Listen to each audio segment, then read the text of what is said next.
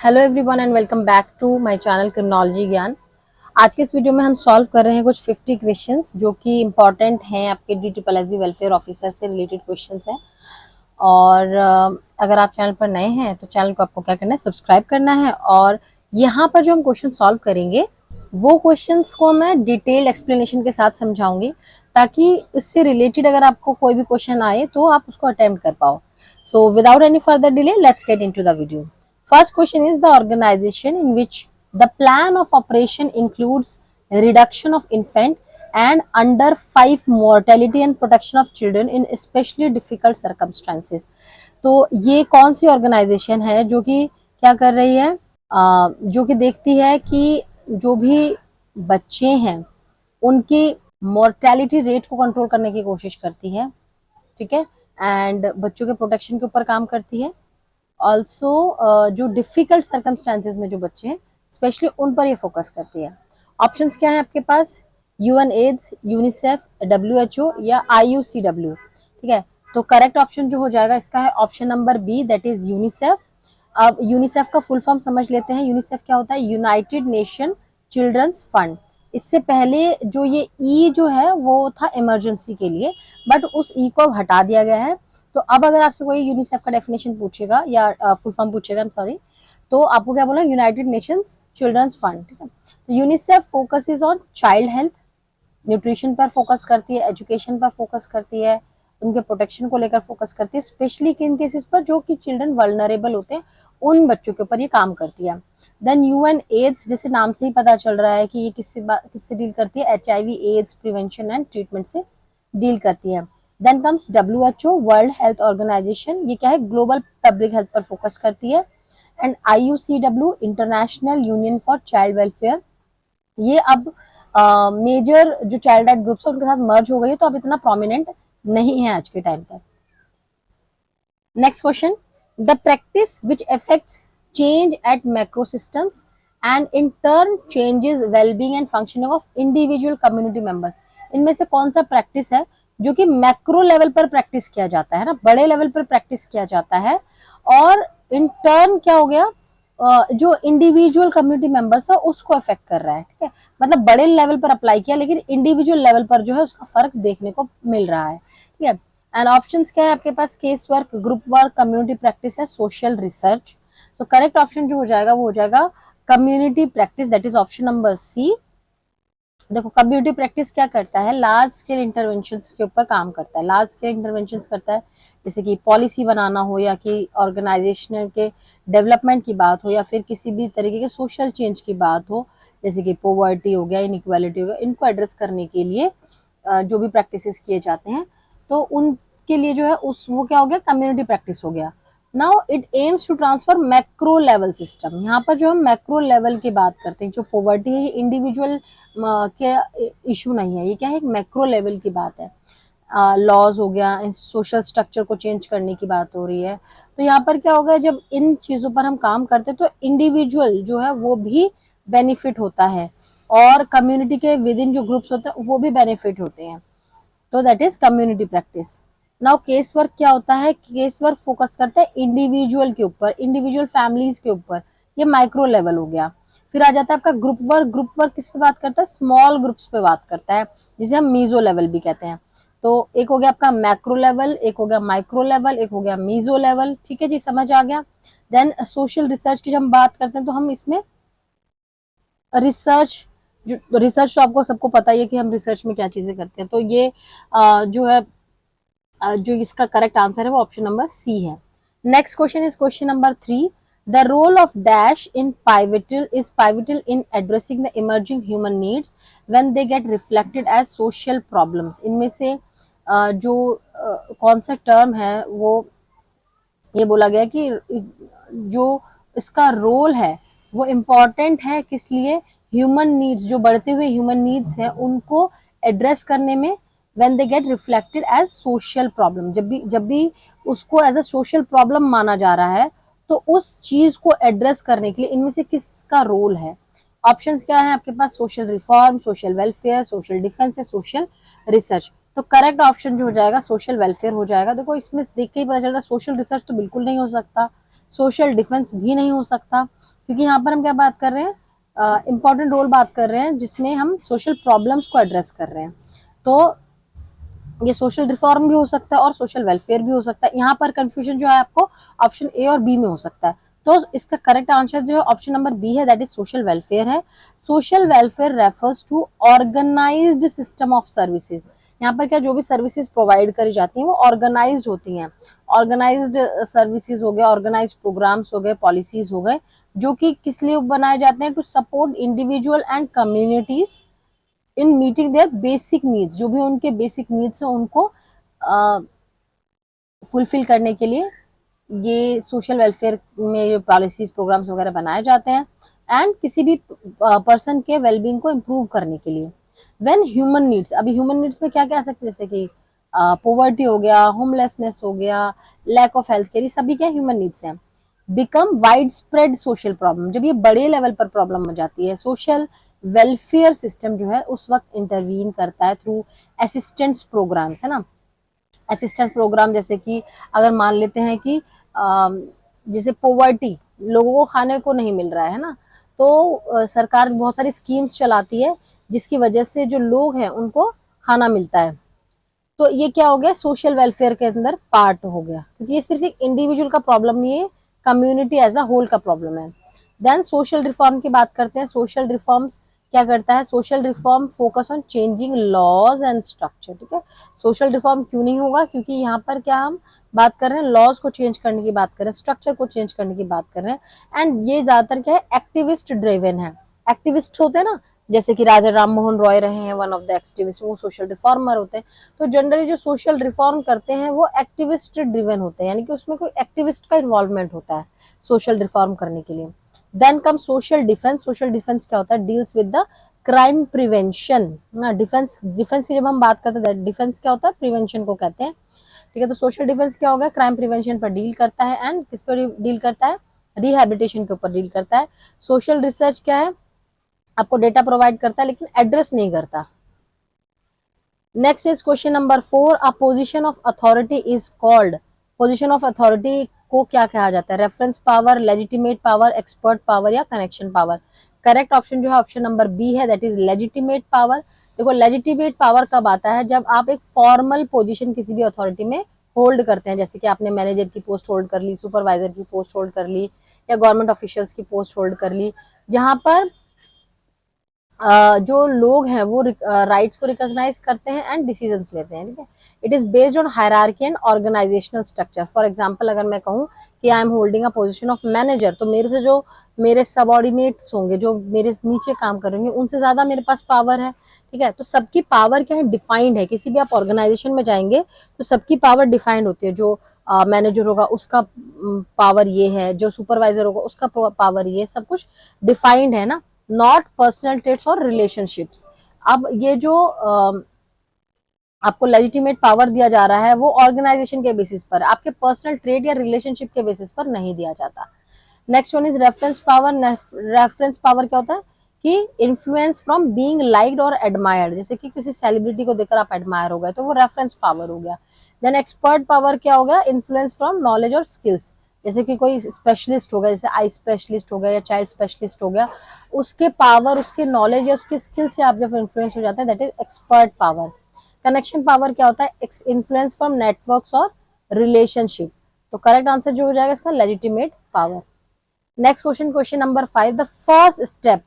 किसी भी कॉन्फ्लिक्ट में, है ना, किसी भी तरीके का विवाद हो जाता है तो उसका पहला स्टेप हम क्या होता है, ऑप्शंस क्या है आपके पास, help to accept difference, reduce heterogeneity, acknowledge the fact that there is a conflict, और समराइज फैक्ट्स, ठीक है। ये ऑप्शन है आपके पास, आप ये एक्सेप्ट कर रहे हैं, आप डिफरेंस को एक्सेप्ट कर रहे हैं, या हेट्रोजेनिटी को रिड्यूस करते हैं, या फिर आप इस फैक्ट को एक्नॉलेज करते हैं कि हाँ भैया कॉन्फ्लिक्ट हुआ है किसी चीज का, एंड देन आप फैक्ट्स को समराइज करते हैं। करेक्ट ऑप्शन जो हो जाएगा ऑप्शन नंबर सी हो जाएगा, acknowledge the fact that there is a conflict. देखो कोई भी सॉल्यूशन आप कहीं भी देना चाह रहे हो तो पार्टीज जो भी इन्वॉल्व हैं उनको ये देखना होगा कि हाँ भाई जो कॉन्फ्लिक्ट है वो हुआ है एक्चुअल में। इग्नोरिंग और denying it only allows tensions to escalate, ठीक है। अगर आप इसको इग्नोर कर रहे हो या डिनाई कर रहे हो तो आप ये क्या कर रहे हैं, टेंशन क्रिएट करेगा। अब हेल्प टू एक्सेप्ट डिफरेंसेस का क्या मतलब होगा, ये इंपॉर्टेंट है लेकिन लेटर पार्ट में इंपॉर्टेंट है, फर्स्ट स्टेप नहीं है ये। देन रिड्यूस हेट्रोजिनिटी मतलब देखो हो सकता है कि वहां पे डिफरेंसेस हो, तो जैसे कि कास्ट सिस्टम हो गया, किसी पर्सन का कास्ट अलग है, किसी पर्सन का इकोनॉमिक पोजीशन अलग अलग है, तो आप हेट्रोजिनिटी को रिड्यूस करेंगे क्या कॉन्फ्लिक्ट को रिजॉल्व करने के लिए? नो, ये जरूरी नहीं है कि हमेशा हेट्रोजिनिटी की वजह से ही जो है कॉन्फ्लिक्ट अराइज हुआ है, जरूरी नहीं है। तो डाइवर्सिटी जो है, जो हम अलग अलग चीजें देख रहे हैं, ये हमेशा रूट कॉज नहीं होता, ठीक है। Next one is summarise fact. Summarise fact क्या होता है, ये बहुत बाद की चीजें हैं, जब क्लैरिफिकेशन आपको करना होगा उस टाइम की चीजें हैं ये, तो फैक्ट्स वगैरह तब आखिर में समराइज किया जाता है। Next question, question number 6, the dash model of decision making is more structured. ये कौन सा मॉडल होता है जो कि ज्यादा स्ट्रक्चर्ड है? डिसीजन मेकिंग का कौन सा मॉडल जो है बहुत ज्यादा स्ट्रक्चर्ड है? ऑप्शंस क्या है आपके पास, इकोनॉमिक, रैशनल, प्रोसेस या पॉलिटिकल? करेक्ट ऑप्शन हो जाएगा option number B, that is rational. इसको एक्सप्लेनेशन समझ लो। देखो रैशनल, जब भी हम रैशनल की बात करते हैं, हमने थ्योरीज ऑफ क्राइम में भी रैशनल के बारे में पढ़ा था, तो रैशनल चॉइस थ्योरी के बारे में बात करते हैं। रैशनल चॉइस थ्योरी क्या कहती है कि कोई भी पर्सन डिसाइड करता है, पूरा कॉस्ट एंड बेनिफिट को एनालाइज करता है, उसके बाद ही उसको वो एक्ट करना है या नहीं करना उसको डिसाइड करता है। तो रैशनल मॉडल भी सेम यही बात करता है कि systematic step by step approach होता है किसी भी चीज को करने के लिए, डिसीजन मेकिंग करने के लिए। इसके अंदर हम क्या कर रहे हैं, पहले प्रॉब्लम को आइडेंटिफाई कर रहे हैं एकदम क्लियरली, उसके बाद हम रिलेवेंट इंफॉर्मेशन को गैदर कर रहे हैं, उसके बाद उसका पॉसिबल सॉल्यूशन क्या हो सकता है उसको जनरेट करते हैं, और ऑल्टरनेटिव्स को हम लॉजिकली इवेल्युएट करते हैं, ठीक है। तो इसका आंसर जो जाएगा रैशनल हो जाएगा।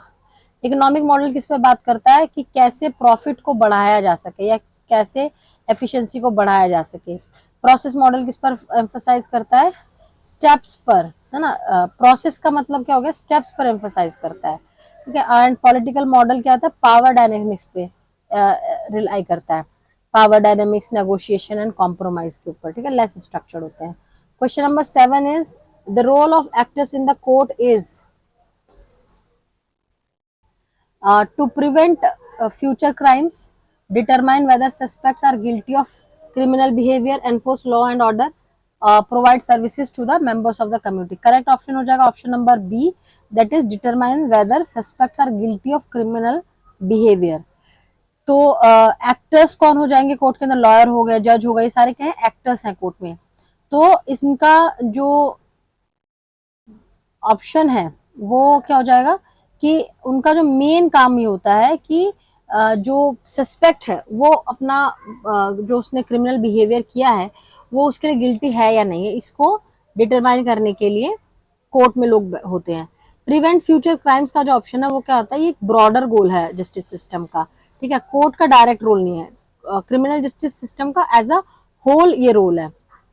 Then enforce law and order, this is duty of police and not of courts, ठीक है। कम्युनिटी सर्विस प्रोवाइड करना, this falls under social services और प्रोबेशन, जुडिशियल का प्रोसेस नहीं है।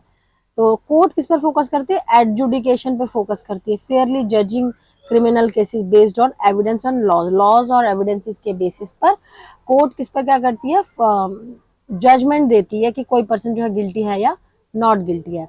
Question number 8, in this research, the goal of the researcher is to test concept and patterns known from theory using new empirical data. इस type के research में क्या होता है, रिसर्चर का गोल होता है कि कॉन्सेप्ट और पैटर्न्स को टेस्ट करें from the known theory using new empirical, नए डाटा से हम क्या कर रहे हैं, कुछ भी कॉन्सेप्ट को टेस्ट करने के लिए बात कर रहे हैं। अब यहाँ पे जो टेस्ट कॉन्सेप्ट है वो हम समझ कैसे सकते हैं, हाइपोथेसिस समझ लो। हम किसी भी थ्योरी से जब हमने हाइपोथेसिस निकाला उसको टेस्ट करने के लिए हम किस तरीके का रिसर्च करेंगे। ऑप्शंस क्या आपके पास, deductive research, inductive research, theory building research या बोथ बी एंड सी। तो इसका करेक्ट ऑप्शन जो हो जाएगा ऑप्शन नंबर ए हो जाएगा, दैट इज डिडक्टिव रिसर्च हो जाएगा। डिडक्टिव रिसर्च में हम क्या करते हैं, हम कोई भी एग्जिस्टिंग थ्योरी से स्टार्ट करते हैं या किसी भी कॉन्सेप्ट से स्टार्ट करते हैं और उसके बाद हम क्या कर रहे हैं, उसको टेस्ट कर रहे हैं यूजिंग न्यू एम्पेरिकल डेटा से। इंडक्टिव रिसर्च के अंदर क्या होता है, हम डेटा को इंक्लूड करते रहते हैं, एड ऑन करते रहते हैं। तो यहाँ से हम क्या निकालते हैं, थ्योरीज बिल्डअप की जब हम बात करते हैं तब हम इंडक्टिव रिसर्च की बात करते हैं। देन थ्योरी बिल्डिंग रिसर्च में क्या हो जाएगा, ये भी इंडक्टिव रिसर्च का ही एक पार्ट है। थ्योरी बिल्डिंग मतलब इंडक्टिव रिसर्च होता है। Next question, question number 9, which of the following is और आर अ की characteristic of a scientific method. किसी भी साइंटिफिक मेथड के की कैरेक्टरिस्टिक्स क्या होते हैं? It is logical, it is confirmable, it is repeatable या all of the above. Correct option जो हो जाएगा option number D, that is all of the above. तो लॉजिकल का क्या मतलब होता है? कि इसमें सिस्टमैटिक रीजनिंग होती है और एविडेंस बेस्ड एनालिसिस होता है। आप कुछ भी तुक्के में कोई चीज रिसर्च नहीं कर रहे हैं। और ये क्या है? वेरीफिएबल है। अगर आपने किसी पर्सन ने बोला कि भाई मैं वेरीफाई करके देखना चाहता हूँ, वैलिडेट करके देखना चाहता हूँ कि ये जो आपने लिमिटेड सैम्पलिंग लेकर आपने जो भी रिसर्च कंडक्ट किया, क्या ये बाकी सेटअप्स पे भी हो रहा है क्या, या इसके जो रिजल्ट्स हैं ये वैलिड हैं या नहीं, इसको हम यूज कर सकते हैं या नहीं। Next, it is replicable, it is repeatable, है ना। तो सिमिलर कंडीशन में जो है सेम रिजल्ट्स आने चाहिए। Question number 10. The process of formally recording the charges against a person into police record. Formally जब हम किसी person के against कोई charges record करते हैं तो उसको हम क्या कहते हैं? Options क्या है आपके पास? Arrest, preliminary hearing, investigation या booking. Option number D is correct, that is booking. Booking क्या है? एक फॉर्मल प्रोसेस है जहां पर लॉ एनफोर्समेंट एजेंसीज जो होती हैं वो सस्पेक्ट के पर्सनल इंफॉर्मेशन जैसे कि नेम हो गया, एड्रेस हो गया, रिलेटिव्स नेम, ये सब चीज़ों को क्या करते हैं? रिकॉर्ड करती हैं।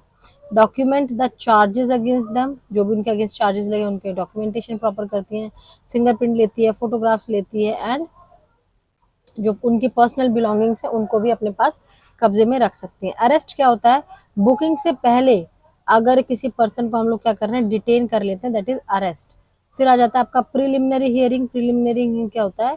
अ court proceeding to determine if there is enough evidence for trial, कि ट्रायल के लिए क्या इनफ एविडेंस है या नहीं है, दैट इज प्रिलिमिनरी हियरिंग। फिर आ जाता है इन्वेस्टिगेशन। हम क्या कर रहे हैं? अरेस्ट या चार्जेस से पहले हमने क्या करा? एविडेंस को कलेक्ट कर लिया, that is investigation. Question number 11. A principle of science that states that scientist must question everything. Principal of science बोला गया है कि प्रिंसिपल ऑफ, ये एक कौन सा प्रिंसिपल है जो कहता है कि साइंटिस्ट जो है उसको हर चीज को क्वेश्चन करना चाहिए कि ऐसा क्यों हुआ, ये ऐसा हो रहा है तो क्यों हो रहा है। ऑप्शंस क्या है? Scepticism, determinism, ableism and none of the above. Correct option is option number A, that is scepticism.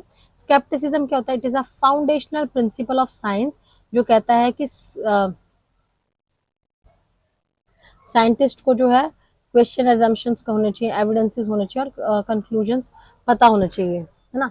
It emphasise critical thinking, critical thinking पर एम्फेसाइज करता है, and it demands empirical proof. आपने जो भी कंक्लूजन निकाला है उसका आपको प्रूफ देना पड़ेगा बिफोर एक्सेप्टिंग क्लेम। जो भी आप क्लेम कर रहे हो, है ना, जो भी आपने रिसर्च का रिजल्ट निकाला है उसको एक्सेप्ट करने से पहले मैं आपसे बोलूंगी कि आप पहले मुझे प्रूफ दिखाइए कि ये रिसर्च जो है आपने ही कंडक्ट करी है, इसके जो डेटा है वो फेक नहीं है। ठीक है। Example, peer review in research relies on skepticism to validate findings. ठीक है। Next is determinism, believe that events are governed by cause and effect unrelated to question. ठीक है। यहाँ पर जो है डिटर्मिनिज्म क्या होता है कि जो कॉज एंड इफेक्ट से जो है इवेंट्स को गवर्न किया जाता है, ये हमारे क्वेश्चन से ही रिलेटेड नहीं है।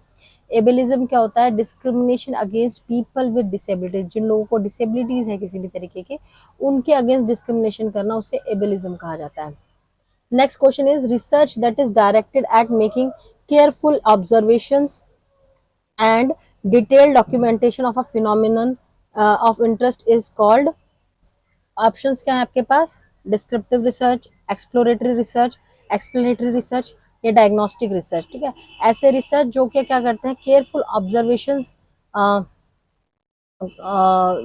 ऑब्जर्वेशंस करते हैं और डिटेल्ड डॉक्यूमेंटेशन करते हैं किसी भी फिनोमेना ऑफ इंटरेस्ट को, तो उनको हम क्या कहते हैं? ऑप्शन जो हो जाएगा दैट इज डिस्क्रिप्टिव रिसर्च। ठीक है। डिस्क्रिप्टिव रिसर्च क्या करता है? आपको किसी भी फिनोमेना को बिना मैनिपुलेट, वहाँ के वेरिएबल्स को मैनिपुलेट करे, हम क्या कर रहे हैं? उसको ऑब्जर्व कर रहे हैं, फोकस कर रहे हैं। गोल क्या है? आपने स्नैपशॉट लिया किसी भी चीज का, स्नैपशॉट ऑफ व्हाट एग्जिस्ट, ना, ये किसी भी रिसर्च का व्हाट बताता है। यहाँ पे बहुत इंपॉर्टेंट चीज है कि डिस्क्रिप्टिव रिसर्च जो है किसी भी फिनोमिना का व्हाट बताता है, जैसे आपने सर्वे कर लिया, केस स्टडी कर लिया, ऑब्जर्वेशन स्टडीज कर लिया, आपने सिर्फ व्हाट बताया कि एक्चुअल में हो क्या रहा है, ठीक है, क्यों हो रहा है, उसका जवाब डिस्क्रिप्टिव रिसर्च नहीं देगा। एक्सप्लोरेटरी रिसर्च क्या होता है, यहाँ पर क्या होगा, ये लेस स्ट्रक्चर्ड होते हैं। एक्सप्लोरेटरी रिसर्च के अंदर हमें पता ही नहीं है कि प्रॉब्लम ऐसा हो क्यों रहा है, तो हम एक्सप्लोर करते हैं, डिफरेंट एस्पेक्ट उसका एक्सप्लोर करते हैं। एक्सप्लेनेटरी रिसर्च क्या होता है कि यहाँ पर हम बताते हैं वाई एंड हाउ, कि भाई ये जो हो रहा है वो क्यों हो रहा है, उसका जो हाउ कैसे हो रहा है, क्यों हो रहा है, वो हम एक्सप्लेनेटरी रिसर्च में बताते हैं।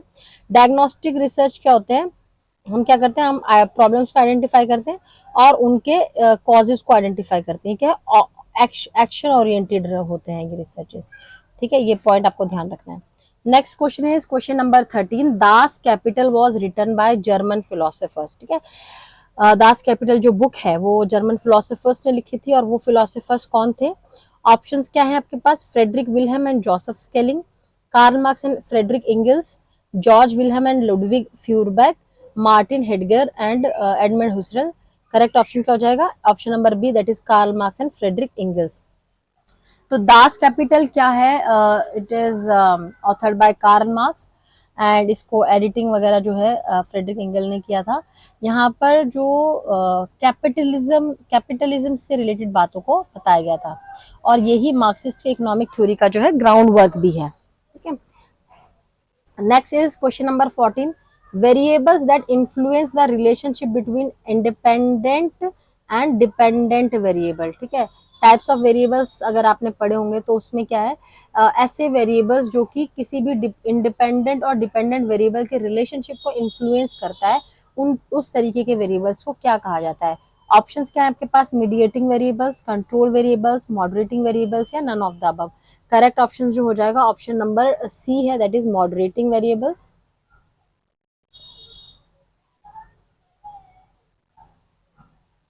ठीक है। मॉडरेटिंग वेरिएबल्स क्या होते हैं? किसी भी वेरिएबल्स के रिलेशनशिप को स्ट्रेंथन करते हैं या वीकन करते हैं, ठीक है।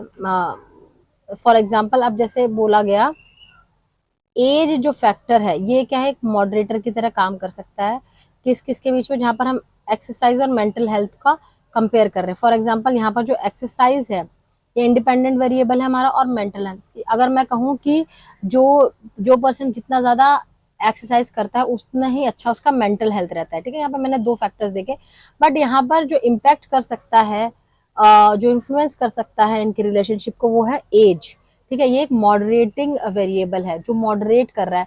तो अगर किसी पर्सन का एज बहुत ज्यादा हो गया है, ठीक है, तो वो उतना ज्यादा एक्सरसाइज नहीं कर सकता, तो उसका मेंटल हेल्थ में इम्पैक्ट पड़ सकता है। तो एज भी जो है एक इंपॉर्टेंट फैक्टर है जो कि इन्फ्लुएंस कर सकता है इंडिपेंडेंट वेरिएबल और डिपेंडेंट वेरिएबल को, ठीक है।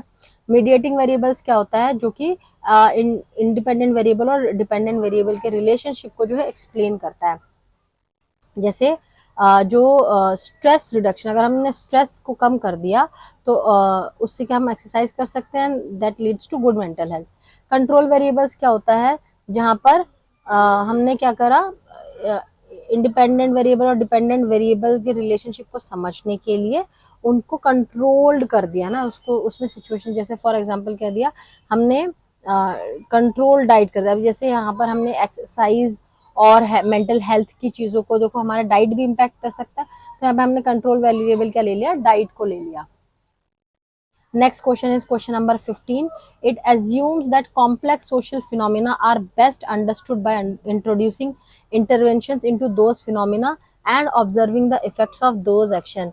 ये क्या एज्यूम करता है कि जो कॉम्प्लेक्स सोशल फिनोमिना होते हैं वो सबसे ज्यादा हम कब समझ सकते हैं, जब हम उसमें इंटरवीन करें, है ना, उसमें जब दखल दें, into those phenomena and observe the effect of those action. जो भी हमने इंटरवेंशन किया, किसी भी तरीके से हमने इंटरवीन किया, तो उसको हम क्या कर रहे हैं, उसको फिर इफेक्ट्स को हम ऑब्जर्व कर रहे हैं। ऑप्शंस क्या है? Pure research, evaluation research, formative research, action research. Correct option जो हो जाएगा option number D, that is action research, ठीक है। एक्शन रिसर्च का एक पार्टिसिपेटरी इटरेटिव प्रोसेस होता है जहां पर रिसर्चर जो है एक्टिवली इंटरवीन करता है, किसके साथ? अपने सोशल सिस्टम के साथ, जैसे कि कम्युनिटी के साथ इंटरवीन कर लिया, ऑर्गेनाइजेशन के साथ इंटरवीन कर लिया, क्लासरूम के साथ इंटरवीन कर दिया, ताकि जो भी प्रॉब्लम्स उसको सॉल्व किया जा सके। फॉर एग्जाम्पल अगर एक टीचर है वो एक न्यू टीचिंग मेथड को इंट्रोड्यूस करता है ना, इंटरवीन कर दे यहाँ पे टीचर ने, और ऑब्जर्व करता है इट्स इम्पैक्ट, जो भी उसने न्यू टीचिंग मेथड यूज किया है क्या वो स्टूडेंट्स को जो लर्निंग हैबिट है उसको इम्प्रूव करने में हेल्प कर रहा है या नहीं कर रहा है, ठीक है। और स्टूडेंट का कितना एंगेजमेंट हो रहा है नए टीचिंग मेथड से, उसका आउटकम चेक करते हैं, ठीक है। तो ये एक्शन रिसर्च हो गया। यहाँ पर क्या करा, इंटरवीन किया गया। इंटरवीन कैसे, न्यू टीचिंग मेथड से इंटरवीन करा गया और उसके बाद उसका इम्पैक्ट को भी देखा गया, तो ये एक्शन रिसर्च हो गया। Next one is pure research. क्या होता है, ये थियोरेटिकल अंडरस्टैंडिंग के लिए होता है विदाउट इंटरवेंशन, यहाँ पे कोई इंटरवेंशन हम नहीं करते हैं, सिर्फ थ्योरेटिकल एस्पेक्ट है। देन इवेल्युएशन रिसर्च क्या होता है, assess the effectiveness of existing programmes और पॉलिसी, जो भी एग्जिस्टिंग प्रोग्राम्स और पॉलिसीज हैं उन वो कितना इफेक्टिव है वो इवेल्युएट करते हैं। देन फॉर्मेटिव रिसर्च क्या होता है, प्रिलिमिनरी डेटा को गैदर करके इंटरवेंशंस को इन्फॉर्म करा जाता है, बट यहाँ पर उसको टेस्ट नहीं किया जाता, फॉर्मेटिव रिसर्च हो गया। Next one is question number 16. It refers to the group experience which helps the members to understand that they are not going alone through the unique problems. यहाँ पर क्या होता है कि जो ग्रुप एक्सपीरियंस होता है यहाँ पर लोगों को ये बताया जाता है कि भाई आप अकेले नहीं हो जो इन तरीके के प्रॉब्लम से गुजर रहे हो। तो ऑप्शंस क्या है आपके पास, individuality, universality, altruism and egoism. देखो एल्ट्रुइज्म और ईगोइज्म तो बिल्कुल नहीं होगा, ठीक है। तो इसका करेक्ट आंसर क्या हो जाएगा, यूनिवर्सलिटी, ठीक है। तो यूनिवर्सलिटी क्या होता है, it refers to the group experience, जहाँ पे मेंबर्स को ये रियलाइज होता है कि उनके प्रॉब्लम्स, फीलिंग्स और स्ट्रगल जो है वो अकेले उनके साथ नहीं हो रहे, और भी बहुत सारे लोग हैं, एक सेम सिमिलर ग्रुप जो है बनाया जाता है, सिमिलर लोगों का ग्रुप बनाया जाता है जहाँ पे उनको सेम तरीके की मतलब सिमिलर एक्सपीरियंस उनके हो रहे हैं। अब इसकी वजह से क्या होगा, उनको समझ में आएगा कि भाई जीवन में सिर्फ हम ही अकेले दुख नहीं झेल रहे, और भी बहुत सारे लोग हैं जो हमारी तरह ही दुख झेल रहे हैं, तो उनको थोड़ा सा ना रिलीफ मिलेगा इस चीज से। अब बाकी सारे ऑप्शंस को भी समझ लेते हैं। इंडिविजुअलिटी, इंडिविजुअलिटी क्या होता है, जहाँ पे हम पर्सन की जो चीजें हैं उसको, पर्सनल एक्सपीरियंस जो भी है उसको हम शेयर करते हैं। एल्ट्रुइज्म क्या होता है, एल्ट्रुइज्म हमने पढ़ा था डरकाइम में, एल्ट्रुइस्टिक सुसाइड में ना, वहीं से एल्ट्रुइज्म टर्म लिया गया है, जहाँ पर पर्सन को दूसरे पर्सन के बारे में ज्यादा चिंता अपने आप से है ना, सेल्फलेस कंसर्न कह सकते हैं। जैसे कि सोल्जर्स हो गए, वो सारे क्या एल्ट्रुइस्ट हो गए। देन इगोइज्म हो जाता है, सेल्फ इंटरेस्ट पर हम फोकस करते हैं rather than group dynamics. Question number 17, providing information about the sign, symptoms and course of illness. किसी भी साइन, सिम्टम या कोर्स ऑफ इलनेस को के बारे में इंफॉर्मेशन देने को क्या कहा जाता है। ऑप्शंस क्या है, नॉलेज, स्किल, साइको एजुकेशन या ट्रेनिंग। तो करेक्ट ऑप्शन जो हो जाएगा वो हो जाएगा psycho education, that is option number C. Psycho education के अंदर क्या होता है, हम इंडिविजुअल्स या ग्रुप को मेंटल हेल्थ के बारे में इंफॉर्मेशन दे रहे हैं, मेंटल हेल्थ कंडीशन के बारे में इंफॉर्मेशन देते हैं, उनके science, symptoms, course, treatment options and coping strategies के बारे में बताया जाता है। अब इसका गोल क्या है, साइको एजुकेशन का गोल क्या है, is to increase the understanding, reduce stigma and empower individuals to manage their condition more effectively, ठीक है जी। Next is knowledge. नॉलेज क्या है, एक जनरल टर्म है for information but does not specifically refer to teaching. Skill क्या होता है, refers to the ability to perform a task, किसी भी टास्क को परफॉर्म करने के लिए जो एबिलिटी है that is skill. Then comes training. Training क्या है, typically involves teaching practical skills, practical skills को पढ़ाना is training rather than providing informational support about a condition, ठीक है। Next question, question number 18, this type of diagnosis contributes to understanding the nature of the problem to be dealt with the person who has the problem and the ways and means that can be anticipated as helpful। इस तरीके का diagnosis जो है किस चीज में help करता है कि जो पर्सन है वो किस तरीके के प्रॉब्लम से जूझ रहा है और किस तरीके से इससे उनको हेल्प कराया जा सकता है। एंड ऑप्शंस क्या है, क्लिनिकल, डायनामिक, इटियोलॉजिकल या फॉर्मल। करेक्ट ऑप्शन जो हो जाएगा dynamic, that is option number B. Dynamic diagnosis क्या होता है, just it is just beyond identify. देखो क्लिनिकल डायग्नोसिस के अंदर हम क्या कर रहे हैं, सिर्फ सिम्टम्स को आइडेंटिफाई कर रहे हैं या फिर उसका कॉज बता रहे हैं, टियोलॉजी। इसमें क्या होता है, इसमें हम नेचर ऑफ प्रॉब्लम को भी समझते हैं, ठीक है। उसके बाद पर्सन की पर्सनैलिटी को, स्ट्रेंथ को, कॉन्फ्लिक्ट को भी समझते हैं। देन पोटेंशियल इंटरवेंशन हम सर्च करते हैं जो कि उसकी हेल्प कर सकता है। This approach is commonly used in psychotherapy and counselling. To tailor treatment to the individuals unique psychological and situational factors. ठीक है, ये जनरली जो अप्रोच है वो साइकोथेरेपी में यूज़ किया जाता है एंड काउंसलिंग में यूज़ किया जाता है, ताकि इंडिविजुअल के यूनिक साइकोलॉजिकल और सिचुएशनल फैक्टर्स को जो है ट्रीटमेंट किया जा सके, सही तरीके से ट्रीट किया जा सके, टेलर ट्रीटमेंट दिया जा सके। देन क्लिनिकल डायग्नोसिस, ये किस पर फोकस करता है, सिम्टम्स पर फोकस करता है। इटियोलॉजिकल डायग्नोसिस फोकस करता है रूट कॉज पर, कि किस रीजन की वजह से ये चीज़ हुई है। देन फॉर्मल डायग्नोसिस किस पर रेफर करता है, official classification system rather than a deeper psychological understanding। ठीक है, next question, which of the following is not an objective of the social case work treatment. इनमें से कौन सा जो ऑब्जेक्टिव है वो सोशल केस वर्क का ट्रीटमेंट का ऑब्जेक्टिव नहीं है। ऑप्शंस क्या है आपके पास, to prevent social breakdown, to decrease capacity for self direction, to restore social functioning, या टू कंजर्व क्लाइंट्स स्ट्रेंथ। इनमें से कौन सा सोशल केस वर्क का ऑब्जेक्टिव नहीं है फॉर ट्रीटमेंट। ऑप्शंस क्या हो जाएंगे आपके पास, जो करेक्ट ऑप्शन है वो है option number B, that is to decrease capacity for self direction. देखो objectives of social case work treatment के अंदर क्या हो जाएगा, to prevent social breakdown, to restore social functioning, to conserve client strength. तो जो सोशल ब्रेकडाउन को prevent करने का मतलब है कि यहाँ पर हम क्या कर रहे हैं, क्लाइंट्स को हेल्प कर रहे हैं ताकि वो जो सिचुएशंस हैं जिससे वजह से डिसफंक्शन हो सकता है उसको अवॉइड किया जा सके। Then to restore social functioning, मतलब हम किसी भी इंडिविजुअल को असिस्ट करते हैं कि वापस से जो भी उन्होंने स्टेबिलिटी खो दी थी वो वापस से वो गेन कर पाए, है ना। और कोपिंग स्किल्स उनको इंट्रोड्यूस कराया जाता है। टू कंजर्व क्लाइंट स्ट्रेंथ, मतलब जो भी उसका स्ट्रेंथ है और जो भी रिसोर्सेज है उसको वापस से इकट्ठा करना, ताकि वो पर्सन जो है अच्छे तरीके से लाइफ को जी पाए। ठीक है, however decreasing a client's capacity for self direction goes against the core principle of social work, जो कि बात करता है एम्पावरमेंट, सेल्फ डिटर्मिनेशन और एनहांसिंग ऑटोनॉमी की। ठीक है, next one is question number 20, the model based on Paulo Freire's concept of creating awareness among masses through education. ठीक है, जो इनमें से कौन सा मॉडल है जो कि पॉलो फ्रायर ने दिया था, उस पर बेस्ड है कि जो एक लार्ज नंबर ऑफ पीपल है, मासेस को थ्रू एजुकेशन जो है हम अवेयर कर रहे हैं। ऑप्शंस क्या है आपके पास, direct mobilisation model, institutional model, conscientisation model, या सोशल मॉडल। करेक्ट ऑप्शन क्या हो जाएगा, option number C, that is conscientisation model. Conscientisation model क्या होता है, ये बेस्ड है पॉलो फ्रायर्स की फिलोसफी क्रिटिकल पिडागोगी पर, from his seminal work pedagogy of the oppressed. अभी किस पर फोकस करती है, raising critical consciousness among marginalised groups. जो भी मार्जिनलाइज्ड ग्रुप्स हैं उनके ऊपर इनका इसका कॉन्शियस का फोकस रहता है। And challenge oppressive social structure, जो भी ऑप्रेसिव मतलब जो कह सकते हैं कि जो कैसे दकियानुसी सोच हो गया, स्ट्रक्चर हो गया, जो भी डेवलप नहीं हुआ सही से, वो ऑपरेसिव सोशल स्ट्रक्चर हो गया। Unlike passive learning, this model encourages active participation, reflection and collective action for social change. ठीक है, यहाँ पर डायरेक्ट मोबिलाइजेशन मॉडल क्या कहता है, इन्वॉल्व इमीडिएट एक्शन और organising but lacks Freire's emphasis on awareness building through education. Institutional model क्या होता है, रिलाइज ऑन फॉर्मल सिस्टम, जैसे कि एनजीओज हो गए, स्कूल्स हो गए। यहाँ पर क्या ग्रास रूट एम्पावरमेंट की बात नहीं हो रही, यहाँ पर बात हो रही है फॉर्मल सिस्टम्स के ऊपर।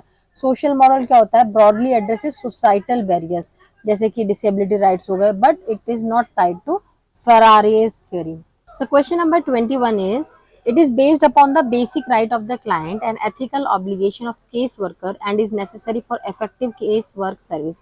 तो ये क्या है, क्लाइंट के बेसिक राइट पर बेस्ड होता है, जो कि एक एथिकल ऑब्लिगेशन है केस वर्कर का, कि केस वर्कर को वो चीज़ करनी पड़ेगी, एंड केस वर्क सर्विस के लिए इंपॉर्टेंट पार्ट भी है ना, for the effectiveness of this case work service. Options के आपके पास, client self determination, confidentiality, communication या participation. Correct option is client self determination. ठीक है, तो क्लाइंट सेल्फ डिटर्मिनेशन का एक फंडामेंटल प्रिंसिपल है सोशल वर्क में और केस वर्क प्रैक्टिसेस में, जो कि बात करता है basic right of the client की। यहाँ पर जो इंडिविजुअल है उसके पास खुद ये राइट होता है कि वो अपने डिसीजन खुद ले सके अपने लाइफ के बारे में। देन एथिकल ऑब्लिगेशन है केस वर्कर्स का, कि अगर क्लाइंट ने बोला है कोई चीज़ के लिए तो तो प्रोफेशनल जो है they must respect and promote clients ability to choose their own path, ठीक है। Then necessary for effective service empowerment and collaboration lead to better outcomes as clients are more engaged when they control their own choices, ठीक है। तो यहाँ पर हम बात कर रहे हैं कि जैसे जब हम एम्पावरमेंट और कोलैबोरेशन दोनों चीज़ों को साथ में लेकर आते हैं तो जो आउटकम आएगा वो थोड़ा बेटर आता है, ठीक है। एज क्लाइंट जो है वो जब अपने चॉइसेस को खुद कंट्रोल करते हैं तो वो ज़्यादा एंगेज रहते हैं। देन कॉन्फिडेंशियलिटी क्यों नहीं होगा, critical for trust but refers to privacy, ठीक है। यहाँ पर जो है कॉन्फिडेंशियलिटी जो रेफर करती है that is based on privacy, ठीक है। यहाँ पर डिसीजन मेकिंग राइट्स नहीं है। कम्युनिकेशन क्या होता है, important for rapport building but not an inherent right और ethical mandate like self determination, ठीक है। यहाँ पर क्या है, रेपो बिल्डिंग के लिए कम्युनिकेशन का जरूरत होता है। पार्टिसिपेशन में क्या है, encourage but secondary to the core of principle of autonomy, ठीक है। यहाँ क्लाइंट सेल्फ डिटर्मिनेशन के बाद आएगा पार्टिसिपेशन, सेकेंडरी चीज है। Next one is question number 22, it includes our recognition of our self, characters, strength and weaknesses, desires and dislikes. यहाँ पर क्या है कि पर्सन जो है अपने आप को पहचानता है, उसका कैरेक्टर क्या है, उसके स्ट्रेंथ्स क्या है, उसके वीकनेसेस क्या है, उसके डिजायर्स क्या है, उसके डिसलाइक्स क्या है, और इसे हम क्या कहते हैं, एम्पैथी, एक्सप्लोरेशन, सेल्फ इमेज या self awareness. Correct option is D, option D that is self awareness, ठीक है। सेल्फ अवेयरनेस क्या होता है, जब हम अपनी चीज़ों को समझ पाते हैं, जैसे कि हमारे पर्सनैलिटी ट्रेट्स क्या है, हमारे वैल्यूज़ क्या है, हमारे बिलीव्स क्या है, हमारे स्ट्रेंथ्स एंड वीकनेसेस क्या है, हमारे डिज़ायर्स डिसलाइक्स क्या है, हमारे इमोशंस, बिहेवियर्स, मोटिवेशन, इन सबको हम समझ पाते हैं। ये एक बहुत ही इम्पॉर्टेंट एस्पेक्ट है हमारे इमोशनल इंटेलिजेंस का एंड पर्सनल ग्रोथ का, जहाँ पर इस पर्सन को अपने आइडेंटिटी और एक्शंस के बारे में समझ में आता है। अगर कोई पर्सन अपने आप को पहचानेगा ही नहीं तो वो आगे लिए अपने लिए कोई स्टेप ले ही नहीं सकता, ठीक है। तो self awareness is an important part. Next one is empathy. यहाँ पर क्या होता है, हम दूसरे की फीलिंग्स को समझते हैं, दैट इज एम्पैथी। एक्सप्लोरेशन क्या होता है, जहाँ पर हम चीज़ों को एक्सप्लोर करते हैं, इन्वेस्टिगेट करते हैं। देन सेल्फ इमेज क्या होता है, यहाँ पर कह सकते हैं सेल्फ अवेयरनेस का एक पार्ट है, ठीक है। It is not complete self awareness but self awareness का एक पार्ट है। ब्रॉडर एस्पेक्ट जो है वो सेल्फ अवेयरनेस ही कवर कर रहा है। Next one is question number 23. Dash is a strategy for working collaboratively for change with individuals, organization and with community. ये एक स्ट्रैटेजी है जो कि हम इंडिविजुअल्स या ऑर्गेनाइजेशन या कम्युनिटी के साथ कोलैबोरेटरी काम करते हैं, उसको कहते हैं। तो इसका जो करेक्ट ऑप्शन क्या होगा, इसमें जो ऑप्शन हमें दे रखे हैं वो है case work method, group work method, social research and none of the above. Correct option है B, that is group work method. Group work method क्या एक स्ट्रैटेजी है सोशल वर्क में जो कि कोलैबोरेटिव एफर्ट्स पर फोकस करती है। यहाँ पर हम क्या करें, हम इंडिविजुअल्स को ग्रुप सेटिंग में एंगेज करते हैं, ठीक है। हम ऑर्गेनाइजेशन को स्ट्रेंथन करते हैं, कैसे, कलेक्टिव एक्शन से, कम्युनिटीज को एम्पावर करके, म्यूचुअल सपोर्ट की बात करते हैं, यहाँ पर टीम वर्क को एनकरेज करते हैं, शेयर्ड डिसीजन मेकिंग को एनकरेज करते हैं, पीयर लर्निंग को एनकरेज करते हैं ताकि सोशल इश्यूज को एड्रेस किया जा सके। Next one is case work method. यहाँ पर क्या होता है, वन ऑन वन इंटरवेंशन होते हैं इंडिविजुअल के साथ, वहां पर इस चीज को किया जाता है। यहाँ पे हम ग्रुप की बात नहीं करते हैं, यहाँ पे हम कम्युनिटी कोलैबोरेशन की बात नहीं करते हैं। सोशल रिसर्च क्या है कि टूल है जिसमें हम स्टडी करते हैं सोशल प्रॉब्लम्स को। It is not a direct strategy for collaborative change. Next question, question number 24, which of the following groups can be use to enable spend time in an enjoyable manner. इनमें से कौन से groups को जो हम use कर सकते हैं कि जो इंजॉयबल मैनर में टाइम स्पेंड करने के लिए, ठीक है। ऑप्शंस क्या है आपके पास, recreational group, educational group, task group या remedial group. So correct option जो हो जाएगा ऑप्शन नंबर ए हो जाएगा, that is recreational group. Recreational group जो होता है लेजर एक्टिविटीज के लिए बनाए गए हैं, ठीक है, जो मजेदार एक्टिविटीज होती है, जैसे स्पोर्ट्स टीम हो गया, हॉकी क्लब्स हो गए, आर्ट्स एंड क्राफ्ट ग्रुप्स हो गए, इसके लिए बनाया जाता है रिक्रिएशनल ग्रुप। तो यहाँ पर जो भी मेंबर होता है रिक्रिएशनल ग्रुप का वो अपने टाइम को बहुत ही इंजॉयबल मैनर में और रिलैक्सिंग मैनर में स्पेंड करता है। Then next is educational group, ये फोकस करता है लर्निंग पर, स्किल्स नॉलेज पर काम करता है, जैसे कि वर्कशॉप्स हो गई, क्लासेस हो गई, तो ये एजुकेशनल ग्रुप हो गए। फिर आ जाता है टास्क ग्रुप, जहाँ पर एक स्पेसिफिक गोल दे दिया जाता है कि इस ग्रुप को ये टास्क मिला है, पर्टिकुलर ये प्रोजेक्ट मिला है, ठीक है, तो वो हो गया टास्क ग्रुप। रेमेडियल ग्रुप होता है जो कि प्रॉब्लम सॉल्विंग पर जिनका मेन फोकस होता है, या फिर रिहेबिलिटेशन के ऊपर जिनका मेन फोकस होता है, उन्हें हम रेमेडियल ग्रुप कहते हैं, जैसे कि थेरेपी ग्रुप्स हो गए, एडिक्शन सपोर्ट हो गए, इस तरीके से। Next question is question number 25. Research method that emphasizes the study of conscious experiences as a way of understanding the reality around us. Research method जो कि स्पेशली किस पर फोकस करता है, कॉन्शियस एक्सपीरियंसेस पर, ताकि हम अपने आसपास जो रियलिटी है उसको अच्छे से समझ पाए। ऑप्शंस क्या है आपके पास, एथनोग्राफी, केस स्टडी, नैरेटिव या फिनोमिनोलॉजी। करेक्ट ऑप्शन जो है ऑप्शन नंबर डी है, दैट इज डी, फिनोमिनोलॉजी, जिसे हम कहते हैं ना लिव्ड एक्सपीरियंस, जो हम समझते हैं किसी चीज, किसी पर्सन का खुद का एक्सपीरियंस है ना, दैट इज लिव्ड एक्सपीरियंस की हम बात करते हैं। फिनोमिनोलॉजी क्या है, क्वालिटेटिव रिसर्च मेथड है जो कि किस पर स्टडी करते हैं, कॉन्शियस एक्सपीरियंसेस पर, थॉट्स, परसेप्शन, इमोशंस किसी भी इंडिविजुअल के। यहाँ पर ये होता है कि कोई पर्सन अगर किसी ने कोई अपना लाइव लिव्ड एक्सपीरियंस किया है तो उस चीज को वो कैसे इंटरप्रेट करता है, कैसे उस चीज को बताता है। यहाँ पर हम क्या कर रहे हैं, फिनोमिना का एसेंस समझते हैं किससे, पार्टिसिपेंट से। नाउ एथनोग्राफी क्या होता है, एथनोग्राफी मैंने पहले भी आपको बताया हुआ है कि जहाँ पे हम कल्चर ग्रुप्स वगैरह की बात करते हैं तो वो एथनोग्राफी के अंदर आ जाता है। फिर आ जाता है केस स्टडी। केस स्टडी क्या होता है, जहाँ पर हम किसी भी सिंगल इंस्टेंस या इवेंट को इन डेप्थ स्टडी करते हैं, that is case study.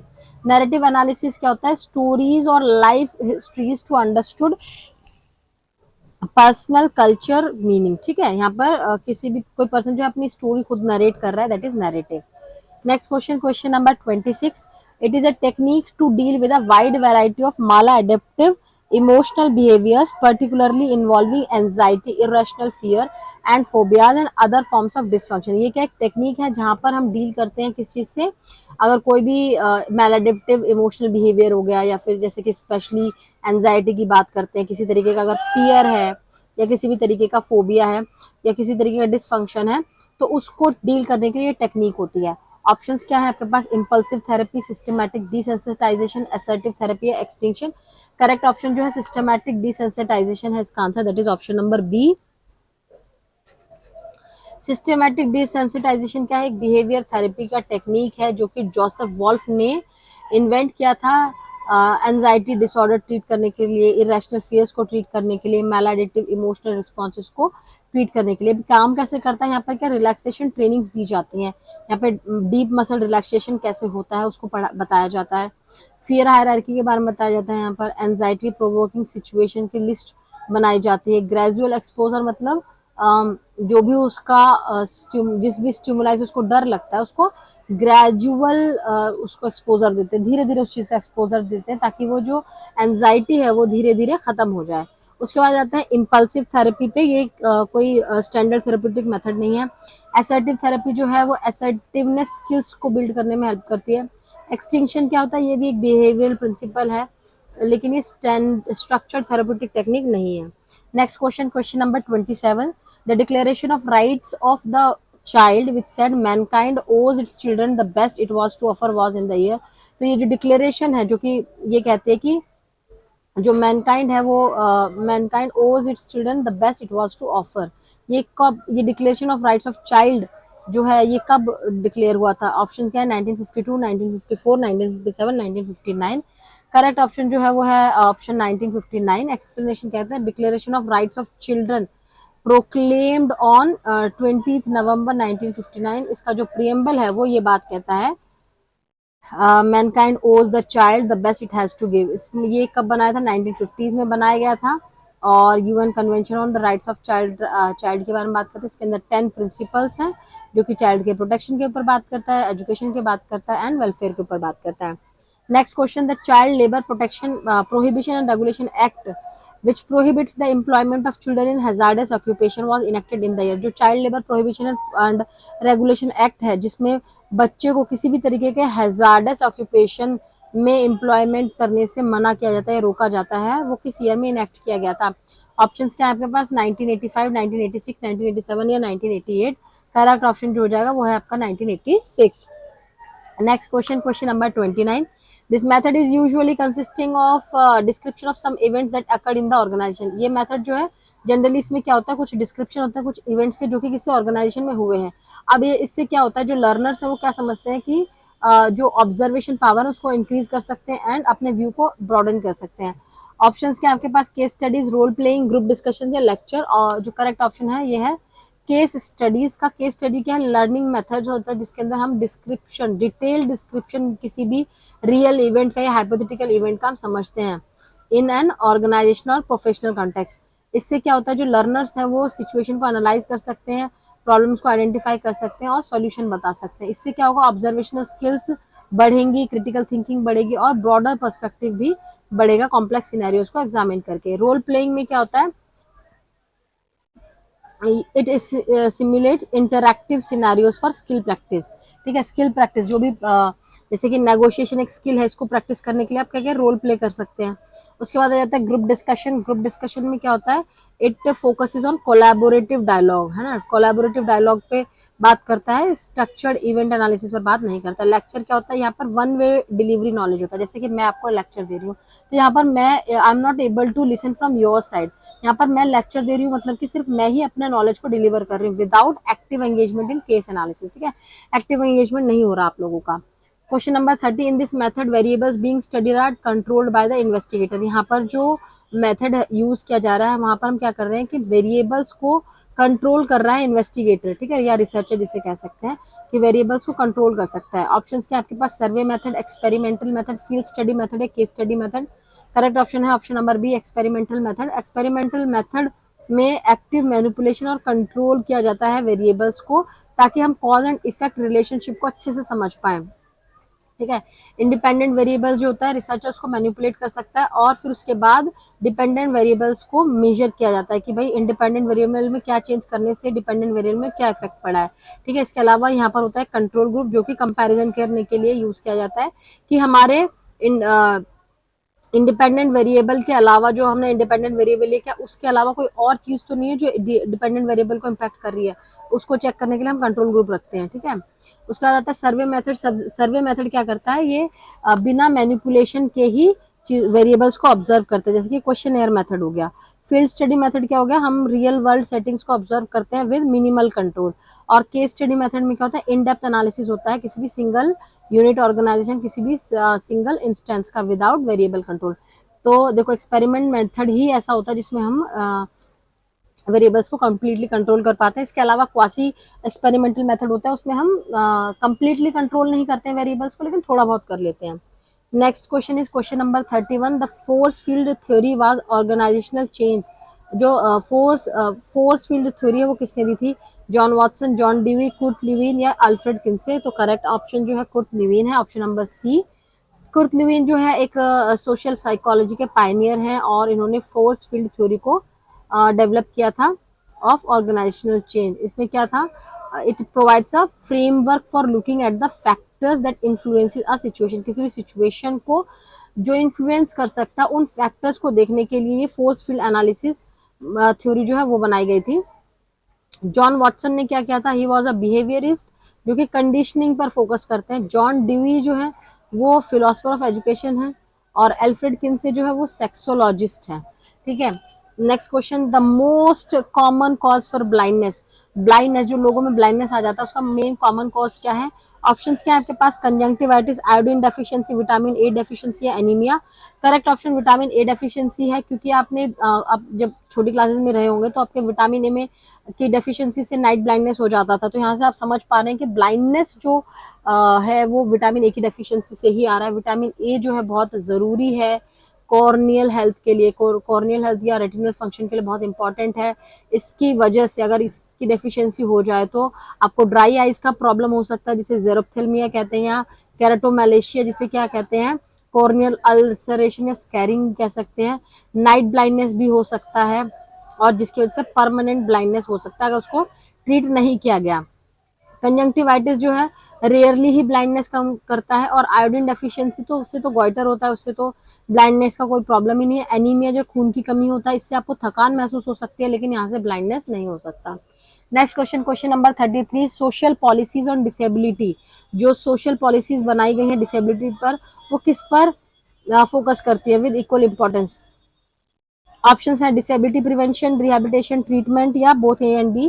Correct option क्या है? Disability prevention and rehabilitation, both A and B जो है, disability and disability prevention rehabilitation दोनों पर। ठीक है, ये देखो यहाँ पर क्या होता है, prenatal care, workplace safety, vaccination programme, ये अर्ली इंटरवेंशन है टू मिटिगेट इम्पेयरमेंट्स। ठीक है, उसका रिहैबिलिटेशन के लिए जैसे मेडिकल हो गया, एजुकेशनल फैसिलिटीज हो गया, वोकेशनल सपोर्ट हो गया, ताकि क्या कर सकते हैं, और इसके अलावा टेक्नोलॉजी जैसे प्रोस्थेटिक्स हो गए, असिस्टिव डिवाइस, इन सब का यूज किया जा रहा है। ठीक है, डिसेबिलिटी को क्योर करने के लिए। Next question, question number 34, which of the following article mention that the state should provide free and compulsory education for all children up to the age of 14 years? इनमें से कौन सा आर्टिकल ये बात करता है कि 14 साल तक के सभी उम्र के बच्चों के लिए कंपल्सरी एजुकेशन होना चाहिए? एंड करेक्ट ऑप्शन है article 25, article 39, article 21A, article 49। Correct option article 21A है। Next question, question number 35. It was a positive step in creating supportive environment for the people and passed in 1995. 1995 में इस act को पास किया गया था और ये एक पॉजिटिव स्टेप था towards supportive environment for the people. और ऑप्शंस क्या है आपके पास? Contract labour regulation and abolition act, consumer protection act, person with disabilities act, payment of gratuity act. तो करेक्ट ऑप्शन है person with disability act, that is option number C. ये क्या कहता है कि ये कब एक्ट आया था? 1995 में। इंपॉर्टेंट है, ये पूछा गया है नेट में कि ये जो पर्सन विद डिसेबिलिटीज एक्ट ये सब कब आएगा, तो ये पूछा जा सकता है क्योंकि ये वल्नरेबल लोग होते हैं, तो इनके एक्ट के बारे में पूछा जा सकता है।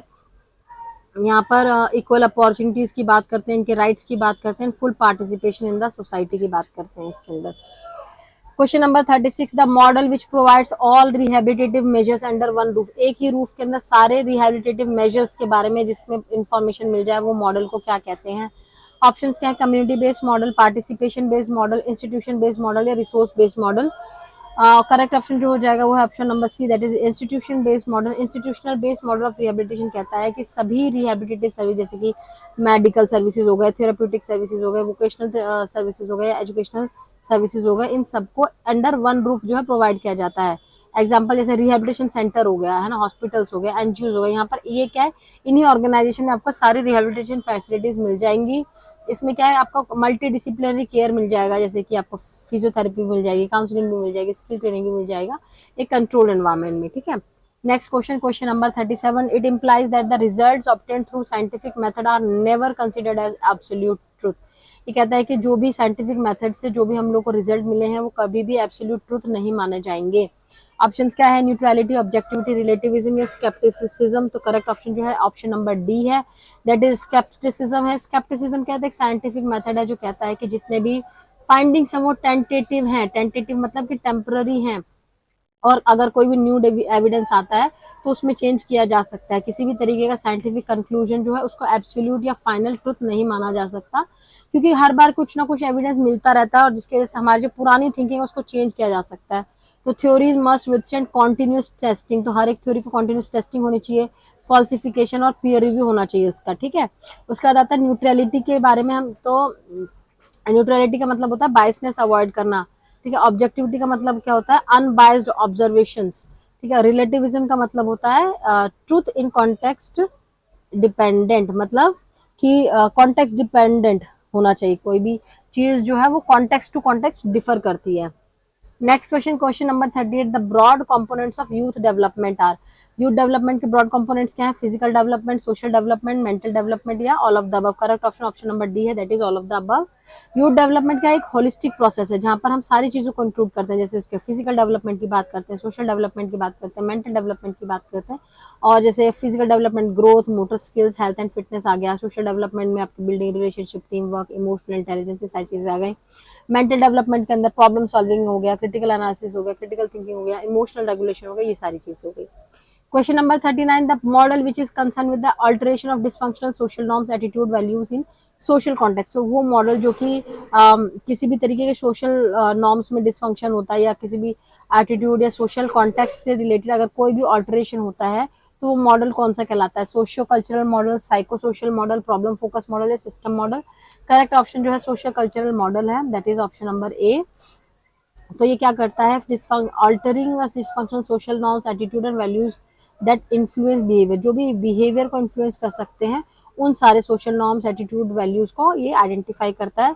और कैसे ये जो कल्चरल, सोसाइटल और एनवायरमेंटल कॉन्टेक्स्ट जो है इंडिविजुअल और ग्रुप के डिसफंक्शन में कंट्रीब्यूट कर रहा है, उस चीज को भी ये एड्रेस करता है। साइको सोशल मॉडल जो है वो क्या कर रहा है? साइकोलॉजिकल एंड सोशल फैक्टर्स को जो है इंटीग्रेट करता है, बट जो है इंडिविजुअल कोपिंग को टारगेट करता है। प्रॉब्लम फोकस्ड मॉडल की बात करते हैं, स्पेसिफिक इश्यूज को एड्रेस करता है, जैसे कि एडिक्शन हो गया है ना, without emphasizing cultural norms, cultural norms की बात नहीं करता है। सिस्टम मॉडल क्या होता है? इंटरकनेक्टेड सिस्टम्स के बारे में बात करते हैं, जैसे कि फैमिली हो गया, फैमिली इंस्टीट्यूशंस हो गया, लेकिन सोसाइटल एटीट्यूड्स के बारे में इधर बात नहीं करी जाती है, जरूरी नहीं कि करी जाए। क्वेश्चन नंबर 40 कहता है organisation aiming to work with the elderly need to adopt dash technique before entering the community. ठीक है, जब भी कोई भी ऐसी ऑर्गेनाइजेशन है जो एल्डरली लोगों के साथ काम कर रही है, तो इस टेक्निक का यूज करना चाहिए उस कम्युनिटी में एंटर करने से पहले। ऑप्शंस क्या है आपके पास? Micro planning, macro planning, target oriented या प्रोसेस ओरिएंटेड? करेक्ट ऑप्शन जो हो जाएगा micro planning, that is option number A. जहाँ पे ऑर्गेनाइजेशन जो कि एल्डरली के साथ काम कर रही है, वो उनको क्या करना चाहिए? माइक्रो प्लानिंग अडॉप्ट करना चाहिए, क्योंकि इनके जो चैलेंजेस होते हैं, इनकी जो नीड्स होती हैं, वो डिपेंड करता है इन उस एरिया टू एरिया डिपेंड करता है। ठीक है, तो यहाँ पर क्या हो गया? कम्युनिटी का एंगेजमेंट बहुत जरूरी है वहाँ पे, उनके कल्चरल नॉर्म्स को समझने के लिए, उनके फैमिली स्ट्रक्चर को समझने के लिए, और जो भी एग्जिस्टिंग सपोर्ट सिस्टम है उसको समझने के लिए। ठीक है, that is important. Tailor intervention की हम बात करते हैं, health camps, care giver training वगैरह की बात करते हैं। मैक्रो प्लानिंग के अंदर होता है हम ब्रॉड लेवल पे बात कर रहे हैं कि पॉलिसी लेवल स्ट्रेटेजीज बना लिए, पेंशन स्कीम बना लिए। ठीक है, टारगेट ओरिएंटेड क्या होता है? एंड गोल्स पर मेन फोकस करती है। ठीक है, बट पार्टिसिपेटरी प्लानिंग स्किप कर सकते हैं। प्रोसेस ओरिएंटेड क्या होता है? Emphasises work flow efficiency. ठीक है, वर्क फ्लो एफिशिएंसी को ये एम्फेसाइज करता है, उस पर फोकस करती है। Next question, question number 41, which of the following intervention is appropriate to ensure healthy, productive and successful ageing is essential to the development of nation? ठीक है, इनमें से कौन सा इंटरवेंशन जो है वो बहुत अच्छा है एंश्योर करने के लिए हेल्दी और प्रोडक्टिव एजिंग? मतलब देखो, एजिंग तो देखो हो ही रही है, ठीक है, लेकिन हेल्दी और प्रोडक्टिव एजिंग जो है किसी भी नेशन के डेवलपमेंट के लिए, इनमें से कौन सा होता है? ऑप्शंस क्या आपके पास? Psycho social, socio cultural, multi dimensional या bio social? So correct option जो हो जाएगा वो हो जाएगा multi dimensional, that is option number C. Ageing का एक कॉम्प्लेक्स प्रोसेस है जिसमें इंटीग्रेटेड स्ट्रेटजीज चाहिए होती है, क्योंकि जरूरी नहीं है कि एक ही एस्पेक्ट। देखो, बायोलॉजिकल एस्पेक्ट में जैसे हम हेल्थ केयर के बारे में बात करते हैं, जैसे जेरियाट्रिक क्लिनिक खुलवा लिए, वैक्सीनेशन ड्राइव्स करवा दे, इस तरीके से। साइकोलॉजिकल हम बात करते हैं तो काउंसलिंग करवा सकते हैं हम, डिप्रेशन, लोनलीनेस से बचने के लिए उनकी मेंटल काउंसिल करवा सकते हैं। सोशल अगर हम बात करें तो उसमें कम्युनिटी पार्टिसिपेशन हो सकता है, एल्डरली क्लब्स बनवा सकते हैं हम। ठीक है, ट्रांसपोर्टेशन सर्विसेज वगैरह प्रोवाइड कर सकते हैं। इकोनॉमिक की बात करें तो हम पेंशन सिक्योरिटी दे सकते हैं, लाइवलीहुड अपॉर्चुनिटीज दे सकते हैं। इस तरीके से हम क्या कर सकते हैं? इस तरीके के इंटरवेंशन कर सकते हैं ताकि इनके जो एजिंग हो, इनका जो बुढ़ापा हो, वो बहुत अच्छे से कटे। नेक्स्ट क्वेश्चन, क्वेश्चन नंबर 42, ये कहता है it is associated with increase use of escapist fantasy. जो एस्केपिस्ट फैंटेसीज का बहुत ज्यादा यूज किया जाता है, ये उससे रिलेटेड है। सेल्फ ब्लेम एंड मैला एडेप्टिव कॉग्निटिव डिस्टॉर्शन के बारे में ये बात करता है। ऑप्शंस क्या है आपके पास? Extraversion, anthropomorphism, neuroticism, psychoticism? Correct option जो ऑप्शन नंबर सी है, दैट इज न्यूरोटिसिज्म। न्यूरोटिसिज्म क्या है? जो 5 बिग पर्सनालिटी ट्रेट्स हमने पढ़े थे उनमें से एक जो है न्यूरोटिसिज्म है। इसमें क्या होता है? इमोशनल इंस्टेबिलिटी की बात करते हैं, in and heightened negative emotions की बात करते हैं। अब इसे बचने के लिए जो कोपिंग स्ट्रेटजीज है उसमें आ जाता है एस्केपिस्ट फैंटेसी। एस्केपिस्ट फैंटेसी क्या होता है कि जहाँ पर हम रियलिटी को अवॉइड करते हैं थ्रू डे ड्रीमिंग, हम जो खुद सोच रहे हैं अपने ख्यालों में रहते हैं। सेल्फ ब्लेम क्या होता है? एक्सेसिव गिल्ट और सेल्फ क्रिटिसिज्म, अपने आप को क्रिटिसाइज करे कि भाई मेरी वजह से ये सारी गलती हुई है। कॉग्निटिव डिस्टॉर्शन क्या होता है? इरेशनल थॉट पैटर्न, जैसे कि हम कैटास्ट्रॉफ कर रहे हैं, ओवर जनरलाइज कर रहे हैं चीजों को, दैट इज कॉग्निटिव डिस्टॉर्शन। ठीक है, जिसको हम high risk of mood disorder से लिंक कर सकते हैं। देन एक्स्ट्रावर्जन की बात करते हैं, ये सोशियबिलिटी और पॉजिटिविटी से रिलेट करता है। देन एंथ्रोपोमॉर्फिज्म जो है ये ह्यूमन ट्रेट से रिलेटेड होता है। Human trait to non human entities से रिलेट करता है। साइकोटिसिज्म की बात करते हैं तो ये एग्रेशन, इम्पल्सिविटी, इन सब के बारे में बात करता है। ठीक है, next question, question number 43, a way of coping with one's undesirable motives by shifting them on to someone else. यहाँ पर क्या होता है कि हम अपने किसी भी पर्सन के अनडिजायरेबल मोटिव्स को दूसरे पर शिफ्ट कर देने को ये वे ऑफ कोपिंग है, किसी चीज से बाहर उभरने के लिए हम ये अपने कुछ अनडिजायरेबल मोटिव्स को किसी दूसरे पर शिफ्ट कर देते हैं, इसे हम क्या कहते हैं, इंट्रोजेक्शन, प्रोजेक्शन, सब्लिमेशन या रैशनलिज्म। तो that is called projection, that is option number B.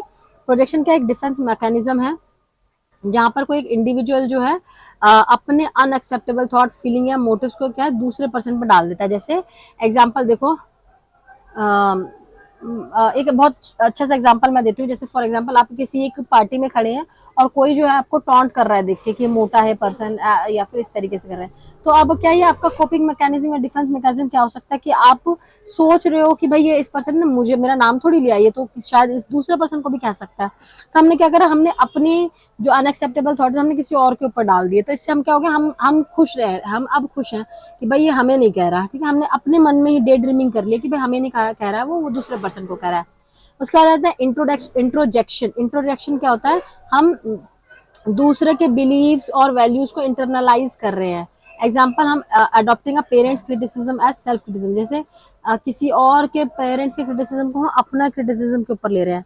Sublimation क्या होता है, channelling unacceptable impulses into socially acceptable actions, painting to cope with anger. ठीक है, सब्लिमेशन क्या हो गया, हम क्या कर रहे हैं, अनएक्सेप्टेबल जो इम्पल्सिस हैं उनको हम सोशली एक्सेप्टेबल एक्शंस में कन्वर्ट कर रहे हैं। रैशनलिज्म क्या हो रहा है, हम जो भी बिहेवियर उसको जस्टिफाई कर रहे हैं with logical but false reasons. ठीक है, हम उसको जस्टिफाई कर रहे हैं लेकिन रीजन जो दे रहे हैं हम फॉल्स रीजन दे रहे हैं। Next question is optimum level theory को हम और क्या कहते हैं। ऑप्शंस क्या है आपके पास, incentive theory, need theory, drive theory या just right theory. Option D is correct, that is just right theory. देखो किसी भी चीज पे हम कहते हैं ना कि ऑप्टिमम टेम्परेचर चाहिए, है ना, ऐसे कहते हैं। इसका क्या मतलब है कि जो भी हमने कोई गिवन टास्क दिया वो एक पर्टिकुलर एक एनवायरनमेंट हम उसको प्रोवाइड करेंगे तभी वो चीज होगी। फॉर एग्जांपल, अगर मैं बाहर से खेल कर आई हूँ एंड अभी मैं बहुत ज्यादा थकी हुई, अगर आप मुझे इंस्टेंटली पढ़ने के लिए बिठा देंगे तो मैं नहीं पढ़ पाऊंगी। तो उस पढ़ने वाले मूड में आने के लिए मुझे अपने आप को थोड़ा नॉर्मलाइज करना पड़ेगा। तो दैट इज ऑप्टिमल या जस्ट राइट थ्योरी की, ना ज्यादा एग्रेसिव ना ज्यादा कम, इस तरीके से बिल्कुल ऑप्टिमम, बिल्कुल करेक्ट जो होता है ना, जस्ट राइट थ्योरी, उसे ही कहते हैं just right theory. Next question is question number 45. The approach which involves the formal and informal teaching of equality and multiculturalism in home, school, social and media setting. ये वो approach है जो क्या करता है, फॉर्मल और इनफॉर्मल टीचिंग को approach करता है ऑफ इक्वालिटी एंड मल्टीकल्चरलिज्म। ठीक है, ऑप्शंस के आपके पास, psychological approach, interpersonal approach, cognitive approach या इंटीग्रेटिव अप्रोच। तो करेक्ट ऑप्शन जो हो जाएगा that is D, integrative approach. Integrative approach का मतलब होता है teaching equality and multiculturalism everywhere, है ना, हर जगह पर आपको इक्वालिटी और मल्टीकल्चरलिज्म आपको आप बताएंगे। इनफॉर्मल वेज में जैसे क्या हो गया, फैमिली कन्वर्सेशन में जो है इक्वालिटी की बात करते हैं, मीडिया रिप्रेजेंटेशन में इक्वालिटी की बात करते हैं, सोशल इंटरेक्शन में इक्वालिटी की बात करते हैं। It combines efforts across all parts of life to create a fair and inclusive society. अगर यहाँ पे इक्वालिटी की बात नहीं होगा तो डिस्क्रिमिनेशन की बात होगा जो कि सोसाइटी में अनरेस्ट लेकर आ सकती है। ठीक है, साइकोलॉजिकल अप्रोच क्या होता है, फोकस ऑन इंडिविजुअल के थॉट्स और फीलिंग्स पर फोकस करती है। इंटरपर्सनल अप्रोच में क्या होता है, वन ऑन वन रिलेशनशिप के पर ही ये जो है डील करती है। कॉग्निटिव अप्रोच क्या होता है, just about changing how people think, लोग क्या सोचते हैं उसके बारे में बात करते हैं। Question number 46. In this type of learning, a problem is posed, a period follows when apparently no progress is made and then the solution comes suddenly. देखो इस टाइप की लर्निंग में क्या होता है कि एक कोई प्रॉब्लम है लेकिन आप बहुत टाइम तक उस पर काम कर रहे हो लेकिन कोई प्रोग्रेस आपको देखने नहीं मिल रहा है, लेकिन सडनली आपको सॉल्यूशन मिल जाता है। तो इस तरीके की लर्निंग को क्या कहते हैं। ऑप्शंस क्या आपके पास, cognitive learning, social learning, latent learning है, इनसाइट लर्निंग। करेक्ट ऑप्शन जो है वो है option number D, that is insight learning. Insight learning का क्या मतलब होता है कि आप किसी चीज को सडन रियलाइज जब कर देते हैं, आहा मोमेंट जो होता है आपका, उसे हम इनसाइट लर्निंग कहते हैं। कॉग्निटिव लर्निंग क्या होता है, जो कि आपके मेंटल प्रोसेस पर फोकस करता है, जैसे मेमोरी पर हो गया, रीजनिंग पर हो गया। सोशल लर्निंग किस पे फोकस करता है, ऑब्जर्वेशन और इमिटेशन, इन सब लर्निंग पर फोकस करता है। लेटेंट लर्निंग किस पे होता है, जैसे विदाउट इमीडिएट रिइंफोर्समेंट, मतलब अभी इमीडिएट उसमें कुछ नहीं सीख रहे हैं, बट हम धीरे धीरे उस चीज को सीख रहे हैं। Next question, question number 47, it is a conflict between two negative goals. दो नेगेटिव गोल्स के बीच में जब कॉन्फ्लिक्ट होता है उसको क्या कहते हैं, approach approach conflict, avoidance avoidance conflict, या अप्रोच अवॉइडेंस कॉन्फ्लिक्ट, या none of the above. Correct option जो हो जाएगा अवॉइडेंस अवॉइडेंस कॉन्फ्लिक्ट। ठीक है, अवॉइडेंस अवॉइडेंस कॉन्फ्लिक्ट कब होता है, जब एक पर्सन जो है दो अनडिजायरेबल चीजों के बीच में या दो नेगेटिव चीजों के बीच में उसको चूज करना होता है। फॉर एग्जाम्पल, एक बहुत बेकार सी जॉब है, या तो उसको वो करना है, या फिर फाइनेंशियल हार्डशिप। देखो, अगर वो गंदी सी जॉब नहीं करेगा तो उसको पैसे की कमी हो जाएगी। ठीक है, अब ये दोनों ही चीज उसको नहीं पसंद, ना उसको जॉब पर जाना पसंद है और ना ही उसको फाइनेंशियल हार्डशिप पसंद है। तो यहाँ पर दोनों ही डिसलाइक, दोनों ही नेगेटिव चीजें हैं जिसमें से उसको चूज करना है। ठीक है, एक और एग्जाम्पल देते हैं, या तो आपको कड़वी दवाई खानी पड़ेगी या फिर आपका हेल्थ खराब होगा ना, ये दोनों ही नेगेटिव चीजें हैं। ठीक है, अप्रोच अप्रोच कॉन्फ्लिक्ट क्या होता है, यहाँ पर दो पॉजिटिव गोल्स के बारे में बात करते हैं, जैसे कि दो अपीलिंग जॉब ऑफर्स है, आपको ये जॉब ऑफर भी अच्छा लग रहा है, आपको ये जॉब ऑफर भी अच्छा लग रहा है, तो ये क्या है कि अप्रोच अप्रोच कॉन्फ्लिक्ट हो गया। अप्रोच अवॉइडेंस कॉन्फ्लिक्ट क्या होता है, इसमें एक सिंगल गोल होता है विद पॉजिटिव एस्पेक्ट भी होता है और नेगेटिव एस्पेक्ट भी होता है, बट सिंगल गोल होता है। जैसे यहाँ पर आपको प्रमोशन तो चाहिए, लेकिन प्रमोशन के साथ साथ जो आपको एक्स्ट्रा स्ट्रेस मिलेगा वो आपको नहीं चाहिए। तो यहाँ पर गोल क्या है आपका, पैसा। ठीक है, और लेकिन पॉजिटिव क्या है इसके अंदर कि आपको पैसा मिलेगा, नेगेटिव एस्पेक्ट क्या है, आपको स्ट्रेस मिलेगा। तो यहाँ पर क्या हो गया, approach avoidance conflict. Question number 48, beliefs about people based on their membership in a particular group. कि एक पर्टिकुलर ग्रुप में अगर कोई मेंबर्स जो हैं वो कोई पर्टिकुलर बिलीव करते हैं, उसको क्या कहते हैं, स्टीरियोटाइप, प्रेजुडिसेस, डिस्क्रिमिनेशन, या नन ऑफ द अबव। तो करेक्ट ऑप्शन जो है स्टीरियोटाइप हो गया। स्टीरियोटाइप एक जनरलाइज बिलीव होता है, जहां पर लोग जो है पर्टिकुलर कुछ सर्टेन ग्रुप के होते हैं, वो अपने आप को एक पर्टिकुलर बिलीफ रखते हैं। जैसे हमें मान लेते हैं कि जितने भी एथलीट्स होते हैं वो अनइंटेलिजेंट होते हैं, ज्यादा इंटेलिजेंट नहीं होते। ऑल आर्टिस्ट आर इमोशनल, क्या एक जनरलाइज बिलीफ है। तो ये क्या हो गया, स्टेरियोटाइप हो गया। प्रिजुडिस हो गया कि नेगेटिव फीलिंग, किसी भी चीज की, किसी भी ग्रुप के बारे में अगर आप नेगेटिव फीलिंग रख रहे हैं, नेगेटिव एटीट्यूड रख रहे हैं, वो प्रिजुडाइज होता है। ठीक है, डिस्क्रिमिनेशन क्या होता है, एक्शन बेस्ड ऑन प्रिजुडाइज। ठीक है, refusing to hire someone due to gender. ठीक है, पहले से ही आपने आपको पसंद नहीं है कोई पर्सन, ठीक है, आपको मान लेते हैं कोई फीमेल नहीं पसंद। ठीक है, अब आपने क्या करा, आप हायरिंग कर रहे हैं अपनी कंपनी में, आपने पहले से ही जो चीज आपको नहीं पसंद, जैसे आपको वुमेन नहीं पसंद, तो आप उनको हायर नहीं करेंगे, तो दैट इज डिस्क्रिमिनेशन। ठीक है, next is question number 49, the desire to form close personal relationship, avoid conflict and establish warm friendship. ठीक है, ऐसा अगर आपको चाहत होती है जैसे कि आप पर्सनल रिलेशनशिप बनाएं, ठीक है, कॉन्फ्लिक्ट ना करें किसी के साथ, और वार्म फ्रेंडशिप रखें दूसरों के साथ, इसको क्या कहते हैं, need for achievement, need for power, need for affiliation, need for satisfaction. Correct option हो जाएगा need for affiliation. Need for affiliation का क्या मतलब होता है, जब आप क्लोज पर्सनल रिलेशनशिप बनाना चाहते हैं, कॉन्फ्लिक्ट नहीं करना चाहते, वार्म फ्रेंडशिप रखना चाहते हैं, तो ये एफिलिएशन हो गया। ठीक है, पीपल जिनको हाई नीड फॉर एफिलिएशन होता है, जिनका उनका सोशल इंटरेक्शन काफी ज्यादा होता है, टीम वर्क होता है, बिलोंगिंगनेस का फीलिंग आता है। ठीक है, ये जो पार्ट है वो क्या है, डेविड मैकक्लेलैंड्स थ्योरी का पार्ट है। It is also called three needs theory. Need of achievement की बात करते हैं, तो कोई भी आपका चैलेंजिंग गोल होता है, उसको जब आप वो कर लेते हैं, अचीव कर लेते हैं, that is need for achievement. Need for power मतलब desire to control, desire to influence, ठीक है, और desire to impact others. Need for satisfaction की बात करते हैं, it is more general and not defined in psychological needs. Question number 50 and this is the last question, the expectancy theory जो है वो किसने डेवलप करी थी, और ऑप्शंस के आपके पास David McClelland, Frederick Herzberg, Douglas McGregor और विक्टर ब्रूम। करेक्ट आंसर जो है वो है option number D, that is Victor broom.